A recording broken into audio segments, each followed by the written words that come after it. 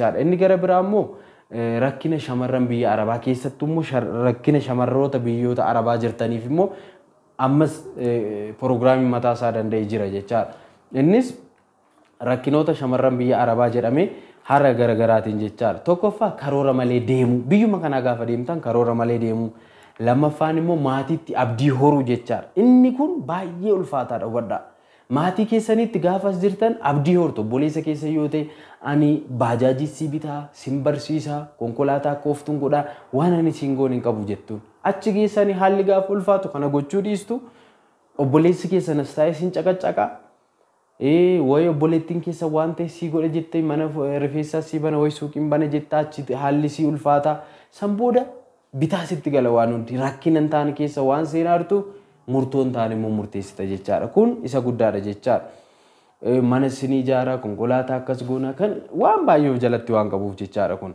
Inni gara biraa immoo filannoo baay'isuudha jechaadha. Filannoo baay'isuu.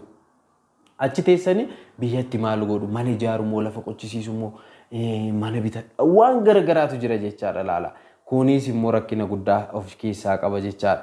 Inni biraa immoo imaanaa maatii dagachuu. Imaanaa maatii dagachuu jechaadha. As jalatti kan laalu.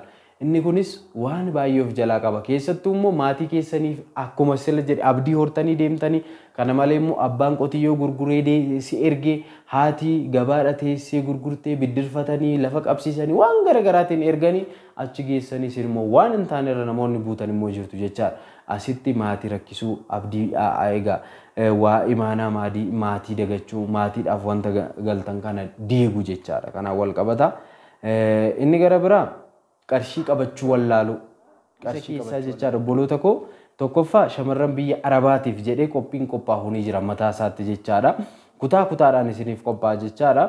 Tokkoffaa biyya alaa deemuuf maaliif karoorsitanii kan jedhu jechaadha. Mee of gaafadhaa isinis warroonni biyya Arabaa keessattuu biyya Arabaa jirtan hojii ulfaataa hojjettu waan ta'eef isin achi keessatti kanaan dura koorsii garagaraa yeroo kenninu barnoota isin ilaallatu yeroo kenninu haala gaariidhaan wantoota garagaraa wantoota badiirraa wantoota jireenya keessan jeequrraa bilisa taatanii hanga har'aatti ijoollee baay'een nu galateeffachaa jirtu jechaadha sanbeetuubi. Isuma wal qabatee maaloo ammas yaada akkasiitti nuufuuf jechuun keessaanis yeroo baay'ee waan gaafattaniif kunoo deebi'ee isinii qabadhee dhufeera jechaadha. Kanaaf tokkoffaa irratti biyya alaa deemuuf maaliif karoorsitanii isa jedhu kana. Kun pirogiraamii mataa isaa danda'e jechaadha. Lammaffaan immoo maaliif deemtaniidha. Inni dura karoorsitanii. Amma immoo maaliif deemtanii. As jalatti wantoota garagaraa keessummaa affeereenis wantoota garagaraa sirriitti irratti ni mari'annaa. Sadaffaa biyya ormaatti maaltu isin mudata. Laala kan isin mudatu warra hin deemneef illee jechaadha. Warri isin mudate immoo achi geessanii wantoota garagaraa waan jiruuf jechaadha. Rakkinni kana malee rakkinaa fi dhiphina keessan akkamiin dabarsuu dandeessu achitti jechaadha. Hundumtuu akka amantaa keessanitti jechaadha. Kanaafiyyuu kanallee ni ilaalla jechaadha. Shanaffaan tajaajila waldaa hafuurawaatii wal qabatee haala jiru asuma jalatti ni ilaalla jechaadha. Inni gara biraa kaayyoo fi karoora kanaanis ni ilaalla jechaadha. Osoo hin deemin immoo wantoota taasisuu qabdan.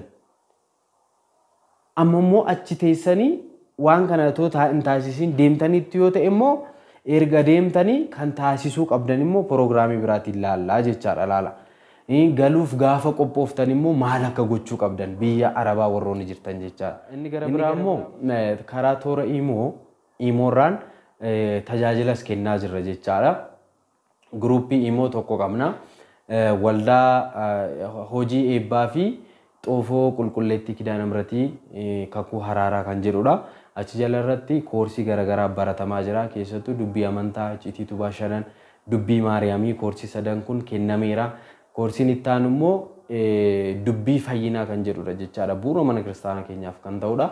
Kanaafiyyuu namoonni egaa waldaa biraa keessa hin jiraanne yoo jiraattan egaa lakkoofsa bilbilaa kanaan imoodhaan jechaadha. Imoodhaan dhufuun egaa sanbeetuu birraan dhufe jedhaatii barreessaa waldaa kana irratti sin daballee akka tajaajiltan sin taasisna jechaadha. Kanaafiyyuu imoorraan guruupii imooti achi irratti haala tajaajilaa hunda isaa erga isinitti himne yoo isinitti tole seentanii tajaajiltu jechaadha. Itti fufinsaan koorsii faarfannaa waan garagaraatu achi jira. Kadhannaan guyyaatti si'a torba jira. Kanaafiyyuu egaa achirratti tajaajila kana barumsa kan kennu anadha obboloota koo wajjin ta'uudhaan kanaafiyyuu hundumti keessan akka irratti argamtanii akka irratti hirmaattan asumaan ergaa isinii dabarseera jechaadha. Obboloonni keenya keessattuu egaa akkuma biyya keenya keessatti haa deemnu nu gahaa jedhanii of ajjeesaa of miidhaa turan obboloonni keenya akkuma kana biyya alaattis immoo eegaleera. Dhiphina garaagaraa keessa kan jiran hedduun isaanii gaafa waan karoorsan sun isaaniif ta'uu didu. Gaafa waan yaadan isaan galma isaanii ga'uuf didu biyya ormaatti lubbuu isaanii baasaa jiru waan ta'eef isaan kanaaf illee kaka'umsa akka ta'uuf kana qabannee dhufneerra jechuudha.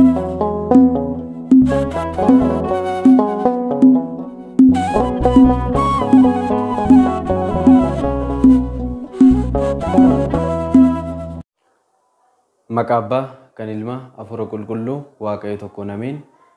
Kabajamtootaaf jaalatamtoota maatii Kiristoos ijoolleen haadha keenya qulqulleettii dubaroo Maariyaam hundumti keessan kiristaanonni lafa jirtan maraatti nageenyi Waaqayyoon isa jiraataa isiniif haa ta'u jecha akkam nagaa jirtu. Akkasumas amantaa biraa taatanii sanbeetuuf kan hordoftan obboloonni koo hundumti keessan nagaa keessanii alaamanni isaa namni hunduu nagaadhaan jedha. Egaa maatiiwwan Waaqayyoo egaa guyyaa har'aa kana immoo mata duree isaa irraa akka argitan ajandaa kanaan dhufneerra. Egaa karaa keessaas wantoota garaagaraa naan jechaa jirtu.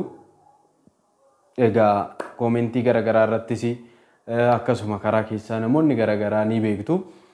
Armaan dura egaa wantoota garaagaraa yuutuubii keenya jalatti dabarsaa turreerra akkuma sun ergaa garaagaraa nuuf dabarsi kan jettan akkasuma immoo viidiyoon nuti asii gadhiisnuun kan jijjiiramtan fooyyee guddaa kan fiddan jijjiirama guddaa kan agarsiistan hedduun keessanis immoo ragaa nuuf ba'aa waan turtaniif jechaadha. Kanaaf amma egaa sanbeen tuubii haala ajaa'ibaatiin egaa sagantaa isaa sirriitti babbareechee keessummoota garaagaraa qabatee as istiidiyoo keenya kana keessatti hojii bareedaa ergaa guutuu barnoota guddaa kan ittiin jijjiiramtan isiniif qabatee dhufeera. Egaa isaan keessaa egaa akka ajandaa keenyaatti wantoota garaagaraa isiniif qabannee dhufneerra. Fakkeenyaaf wantoota garaagaraa uummanni kiristaanaa hundi beekuu qaban keessaa barbaachisummaa Siinodoosii Oromiyaa isa jedhu jechaadha. Egaa waa'ee Siinodoosii Oromiyaa ni beektu. Isaaf barbaachisummaa isaa yoo inni jiraate bu'aa inni argamsiisu hedduu ni ilaalla jechaadha. Egaa akka sanbee tuubiitti wantoota 12 of jalaa kan qabatu 12 fi isa ol kan of jalaa qabatu keenyerra. Kana malee immoo rakkoo mana kiristaanaa Ortodoksii Tawaahidoo Itoophiyaa kana keessa jiru ni ilaalla jechaadha. Isa keessa egaa Ortodoksiin kan saba tokkoo qofa akka taateetti warroonni ilaalan ni jiru. Ortodoksiin garuu kan addunyaa hundaa akka taate abboota naannoo tokkoof bakka kennuu jechaadha. Abboota naannoo tokkoof dhufaniif qofa tajaajilatti bobbaasu. Kanaan wal qabatee wantoota garaagaraa ni kaasna jechaadha. Inni gara biraa akkuma har'a mata duree keenya irraa ilaaltanii dhuftan warroota biyya alaa jirtan keessattuu biyyoota Arabaa keessa jirtaniif obboloota keenya biyya Arabaa jirtaniif egaa haala lamaan isiniif qophaa'eera jechaadha. Isiniif sirriitti akka irraa jijjiiramtanii egaa akka sirriitti irraa barattaniif jechaadha. Wantoota garaagaraa as jalatti isiniif qabadhee dhufeera jechaadha. Innis egaan maatiiwwan Waaqayyoo keessattuu amantaa Ortodoksii hordofaa Ortodoksiidhaan alas hordofaa amantaa ni ilaallatu barnooti kun jechaadha. Sababni isaa nama kan ta'e qofatu dhaga'uu barbaachisa waan ta'eef jechaadha. Egaa nama kan taatan qofti akka dhageessan kanaan dura mee ilaala pileeylistii keenya jala ilaala yuutuubii kana jala ergaawwan garaagaraa karaa tamsaasa kallattiitiinis akkasuma viidiyoo hojjechuudhaan obboloota keenya biyya garaagaraa biyya alaa jiran hundaaf biyyoota Arabaatiin alallee ijoollee biyya alaa jiraniif barnoota garaagaraa kennaa turreerra jechaadha. Isumaanis immoo kan jijjiiramtanii bu'aa guddaa argattanis hedduun keessan immoo ni jirtu jechaadha. Kanaaf ammas taanaan isiniif akka leenjiitti kan isiniif qophaa'e jechaadha. Teessanii yuutuubii kanarraa barachuu akka qabdan jechaadha. Isa keessaa jechaadha obboloota koo tokkoffaa shamarran biyya Arabaatiif jedhee qophiin qophaa'u ni jira mataa isaatti jechaadha. Kutaa kutaadhaan isiniif qophaa'a jechaadha. Tokkoffaa biyya alaa deemuuf maaliif karoorsitanii kan jedhu jechaadha. Mee of gaafadhaa isinis warroonni biyya Arabaa keessattuu biyya Arabaa jirtan hojii ulfaataa hojjettu waan ta'eef isin achi keessatti kanaan dura koorsii garaagaraa yeroo kenninu barnoota isin ilaallatu yeroo kenninu haala gaariidhaan wantoota garaagaraa wantoota badiirraa wantoota jireenya keessan jeequrraa bilisa taatanii hanga har'aatti ijoollee baay'een nu galateeffachaa jirtu jechaadha sanbeetuubii. Isuma wal qabatee maaloo ammas yaada akkasiitti nuufuuf jechuun keessaanis yeroo baay'ee waan gaafattaniif kunoo deebi'ee isinii qabadhee dhufeera jechaadha. Kanaaf tokkoffaa irratti biyya alaa deemuuf maaliif karoorsitanii isa jedhu kana. Kun proogiraamii mataa isaa danda'e jechaadha. Lammaffaan immoo maaliif deemtaniidha. Inni dura karoorsitanii.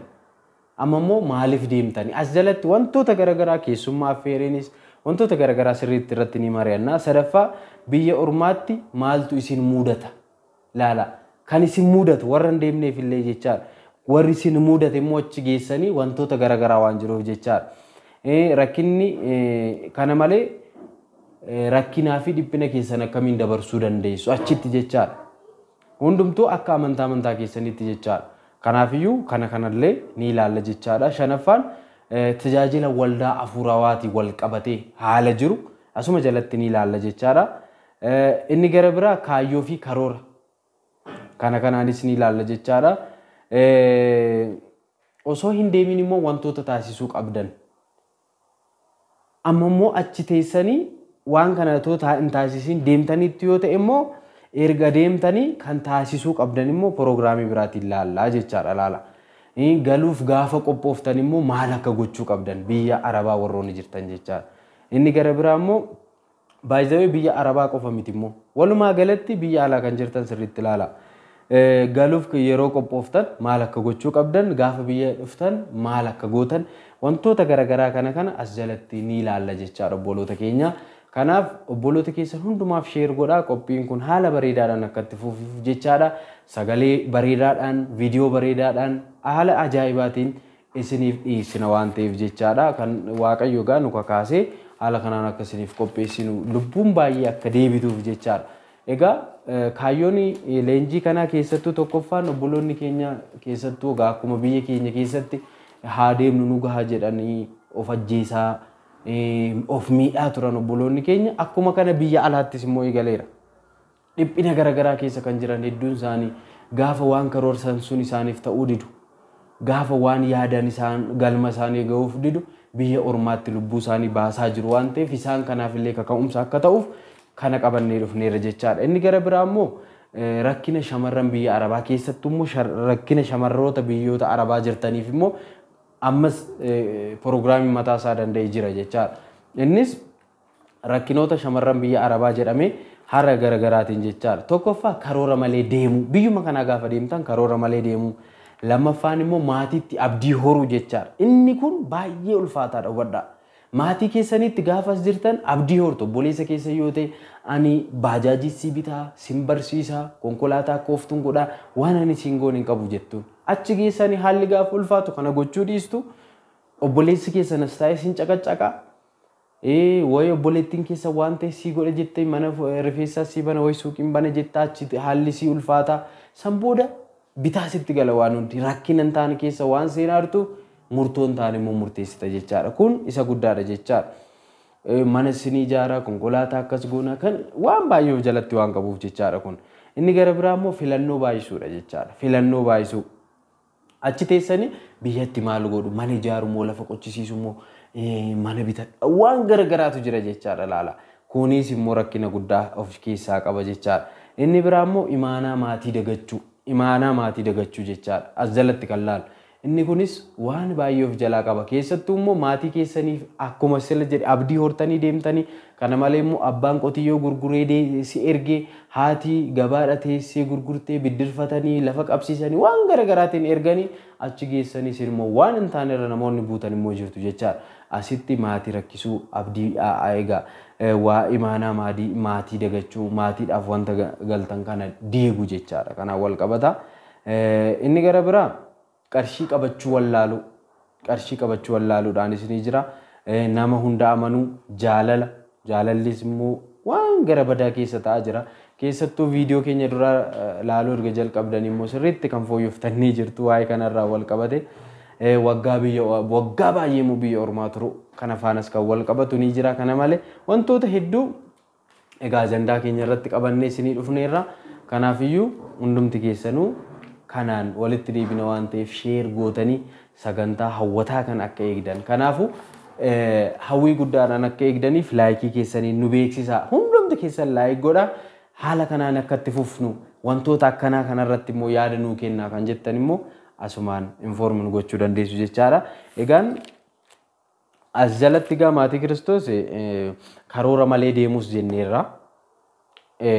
Rakkinoota shamarran biyya Arabaa keessaa tokko karoora malee deemuu, kana malee maatiitti abdii horuu. Isaan kana keessaa sirriitti wantoota ifa baasnee wantoota haasofnu ni jira. Kana malee mudannoo keessanillee sheer nu gochuun namoonni biraan immoo akka ittiin baratan taasisuu dandeenya jechaadha maatii Kiristoos. Egaa haala kanaan akka deemnu leenjii kana barnoota kana akka isinii dabarsinu yoo barbaaddan hundumti keessan laayik godha. Adaraa Waaqayyoo namoota baay'ee bira akka ga'uuf laayikii godha. Namoonni sabiskiraabiin goone sabiskiraayib godha. Kana malee immoo jechaadha. Yoo isinitti tole yaadi nuti amma irratti kaasne kun isinitti toleera yoo ta'e egaa akka isinitti tole koomentii jalatti nu beeksisa. Jabaadhaa nuun jedha. Kana malee immoo egaa akkuma sila jedhee seenaa keessanillee seenaa namni irraa barachuu qaba jettan yoo jiraate immoo egaa karaa lakkoofsa bilbilaa kana nu haasofsiisaa irratti mari'annee egaa maqaa keessan dubbattanii achi jirtanii wanta hamaa qormaata guddaa dhiphina guddaa isin keessa dabartanii as geessan nama biraatiif barnoota ta'a yoo jettan nuti sagalee keessan akkam fakkaannetti jijjiirree namaaf ni dabarsina waan ta'eef irratti ni mari'anna rakkoon hin jiru. Kanaaf itti hafuufnu yoo jettanis nuuf barreessaa. Kanaafiyyuu egaa haala kanaan dhufaa jirra waan ta'eef qophii hunda xumurreerra sanbeetuufi. Kanaafiyyuu subscribe godhaa, like godhaa, share godhaa. Egaa hiriyoota keessaniif akka dabarsitan maqaa Waaqayyootiin isinin gaafadha jechaadha. Kanaaf egaa inni gara biraa immoo karaa toora imoorraan tajaajilas kennaa jirra jechaadha. Guruupii imoo tokko qabna. Waldaa hojii eebbaa fi xoofoo qulqulleettii kidaana miratii kakuu haraaraa kan jedhudha. Achi jala irratti koorsii garaagaraa baratamaa jira. Keessattuu dubbii amantaa, icciitii bashanan, dubbii maariyaamii koorsii sadan kun kennameera. Koorsiin itti aanu immoo dubbii fayyinaa kan jedhudha jechaadha. Bu'uura mana kiristaanaa keenyaaf kan ta'udha. Kanaafiyyuu namoonni egaa waldaa biraa keessa hin jiraanne yoo jiraattan egaa lakkoofsa bilbilaa kanaan imoodhaan jechaadha. Imoodhaan dhufuun egaa sanbeetuu birraan dhufe jedhaati barreessaa waldaa kana irratti sin daballee akka tajaajiltan sin taasisna jechaadha. Kanaafiyyuu imoorraan guruupii imooti achi irratti haala tajaajilaa hunda isaa erga isinitti himne yoo isinitti tole seentanii tajaajiltu jechaadha. Itti fufinsaan koorsii faarfannaa waan garaagaraatu achi jira. Kadhannaan guyyaatti 7 jira. Kanaafiyyuu egaa achirratti tajaajila kana barumsa kan kennu anadha obboloota koo wajjin ta'uudhaan. Kanaafiyyuu hundumti keessan akka irratti argamtanii akka irratti hirmaattan asumaan ergaa isinii dabarseera jechaadha. Egaa sattaanutti immoo sirriitti dhaggeeffadhaa. Egaa galatooma alfaadhaan isiniin jedha. Egaa maatii Kiristoos haala kanaan haalduree keenya bareechannee sirreeffannee dhufaa waan jirruuf nu jajjabeessaa jechuun ergaa kooti. Hanga ammaatti kan nu faana ture Waaqni abboota keenyaa kan kabajameef kan ulfaate nuuf haa ta'u. Araarsummaan dubroo Maariyaam eegumsi ergamootaa kadhannaan qulqullootaa jaalalli duuka buutotaa hunda caalammoo arjummaaf dhiifamni Waaqa keenyaa nu wajjin haa ta'u. Galatooma eebbifamaa nagaa Waaqayyoo bakka jirtanitti isiniif haa baay'atu.